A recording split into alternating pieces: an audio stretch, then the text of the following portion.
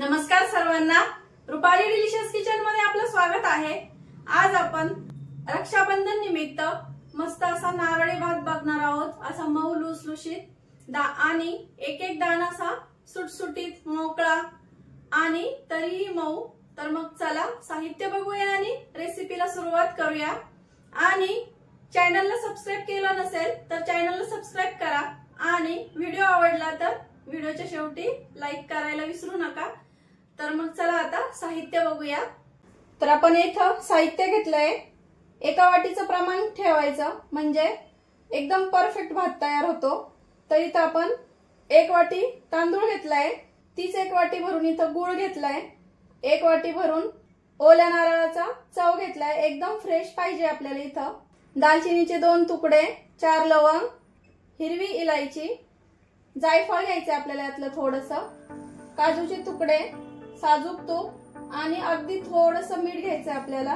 गोड पदार्थ आहे पण थोडंसं मीठ घ्यायचं, आणखीन छान चव वाढते कुठल्याही गोड्याच्या पदार्थाला, त्यामुळे आपण थोडंसं मीठ घेतलंय इथं।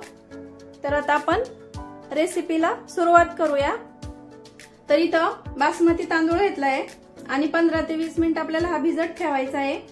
तुम्ही कुठलाही तांदूळ घेऊ शकता नारळी भातासाठी। आणि आता यातलं आपल्याला पूर्ण पाणी काढून घेतलंय मी, यातलं पूर्ण पाणी काढून घ्यायचंय आपल्याला यातलं। हे बघा, तुम्ही चाळणीत पण एखाद्या काढून तांदूळ काढून ठेवू शकता, म्हणजे पूर्ण पाणी निथळून जातं खाली। तर मग आता आपण पुढची रेसिपी बघूया। तर आपण ज्या वाटीने नारळाचा चव, गूळ आणि तांदूळ मोजून घेतलाय त्याच वाटीने आपल्याला इथं 2 वाट्या पाणी टाकून घ्यायचंय, गरम करायला ठेवायचंय। म्हणजे एका गॅसवरती मी आता हे गरम करायला ठेवते। आता गॅसवर इथं कढई ठेवली आहे, आपल्याला तूप टाकून घ्यायचंय 1 चमचाभर। तूप छान विरघळलं की आपल्याला इथं लवंग टाकून घ्यायचे, घेतलेल्या 4, इलायची आणि दालचिनीचे तुकडे टाकायचे। त्यासोबत आपल्याला इथं काजू घेतलेले ना, हे पण टाकून घ्यायचे तिथं। तर आपल्याला हे थोडेसे फ्राय करून घ्यायचे 1 मिनिटवर, काजू आणि बाकीचं सगळं साहित्य भाजेपर्यंत। आता आपल्याला काजू आणि बाकीचे साहित्य पण असं छान परतलंय, इथं आपल्याला तांदूळ टाकून घ्यायचा आहे।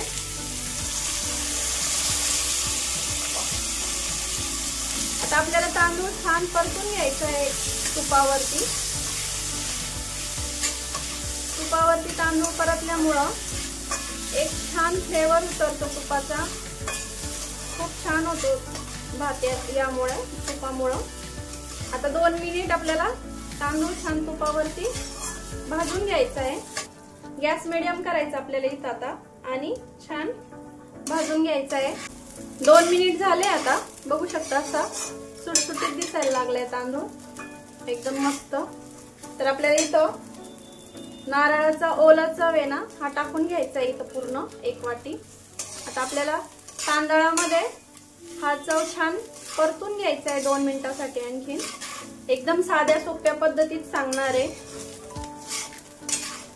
गॅस मीडियम ठेवायचा आहे आपल्याला इथं। आता आपला नारळाचा चव पण छान 2 मिनिट परतून झालाय, बघू शकता असं मस्त छान दोन्ही पण परतून झालंय। आपण जे पाणी गरम करायला ठेवलं होतं ते पाणी आपल्याला इथं टाकून घ्यायचंय। आता गॅस मोठा करायचा, पाणी टाकल्यावरती गरम पाणी टाकायचं शक्यतो भाताला, म्हणजे त्याची चव अशी दुपटीने वाढते। आता गॅस पूर्णपणे आपण कमी करूया आणि आपण हे मीठ घेतलंय हे इथं पूर्ण टाकून द्यायचंय। अगदी मी पाव चमच्यालाही कमी घेतलंय मीठ। मीठ टाकल्यावरती आपल्याला मिक्स करायचंय आणि झाकण ठेवून घ्यायचंय।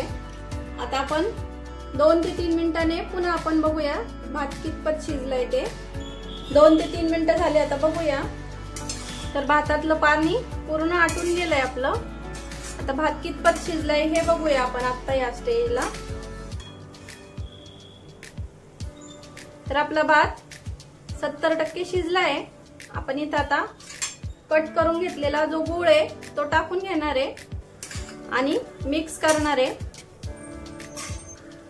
आणि आपण नारळी भाताला गूळ घातलाय त्यामुळे आपण इथं जायफळ वापरणार आहे। जायफळ टाकलं की मिक्स करून घ्यायचं आहे। गरज वाटल्यास तुम्हाला थोडंसं पाणी वाढून घ्या इथं, पण आता आपण गुळ टाकलाय ना त्याच्यामुळे गुळाचं पाणी तयार होईल आणि त्या पाण्यामध्ये बाकीचा आपला जो शिजायचा राहिलेला जो भात आहे तो पण शिजून जाईल तेवढ्यामध्ये। आता झाकण ठेवूया आणखी, आणि गॅस इथं कमीच ठेवायचा आहे आपल्याला, कमी गॅसवरच शिजवायचा आहे आता भात। 2 मिनिटांनी बघा असं गुळाचं आपोआप पाणी सुटतं भाताला, त्यामुळं पुन्हा पाणी टाकायची गरज पडत नाही। आणि तांदूळ भिजून घेतलाय ना 15 ते 20 मिनिटं, त्यामुळं खूप जास्त पाणी टाकायची गरज नाहीये इथं। आता पुन्हा झाकण ठेवूया आणि भात छान मऊ शिजेपर्यंत आता शिजून घेऊया। पुन्हा 2 ते 3 मिनिटं झाले, बघूया आता। आता गुळाचं जे पाणी झालं होतं ते पण पूर्ण जिरलंय भातामध्ये, बघू शकता पूर्ण सुक्का झालाय। आता कितपत शिजलाय बघूया आपण, अजून थोडासा शिजला पाहिजे, वाफेवर बरोबर होईल। आता पाणी वगैरे टाकायची काहीच गरज नाहीये। पुन्हा झाकण ठेवूया आणि 1 मिनिटासाठी अजून वाफ देऊया।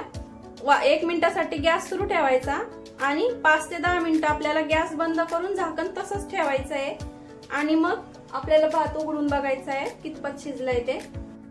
गॅस बंद करून 10 ते 15 मिनिटं झाले, तर बघू शकता मस्त एक ना एक दाणा आपला असा फुललाय मस्त, आणि अगदी असा सुटसुटीत झालाय बघा, आणि अगदी मऊ शिजलाय मस्त। हे बघा, तुम्हाला याला रंग वगैरे वापरायचा असेल तर तुम्ही वापरू शकता, पण गुळाचा केलाय त्यामुळं मी रंग इथं वापरला नाहीये। साखरेचा केला नारळी भात तर रंग वापरला तरी काही हरकत नाहीये। आता सर्व करून घेऊया। गरमागरम नारळी भात आपल्या इथं रेडी आहे। या रक्षाबंधनला नक्की करून बघा माझ्या पद्धतीचा नारळी भात। झालाय ना एक एक दाणा असा मोकळा आणि सुटसुटीत मस्त। तर कसा वाटला तुम्हाला माझा साधा सोप्या पद्धतीचा नारळी भात? कमेंट मध्ये नक्की सांगा, आणि रेसिपी तर नक्कीच आवडली असेल त्यामुळे लाईक करायला विसरू नका। रेसिपी आवडली असेल तर लाईक शेअर सबस्क्राईब करायला विसरू नका। रेसिपी नक्की ट्राय करा, कारण घरचं जेवण हे खरंच स्वादिष्ट असतं। अशाच नवीन छान छान रेसिपींसोबत पुन्हा भेटूया, तोपर्यंत बाय बाय।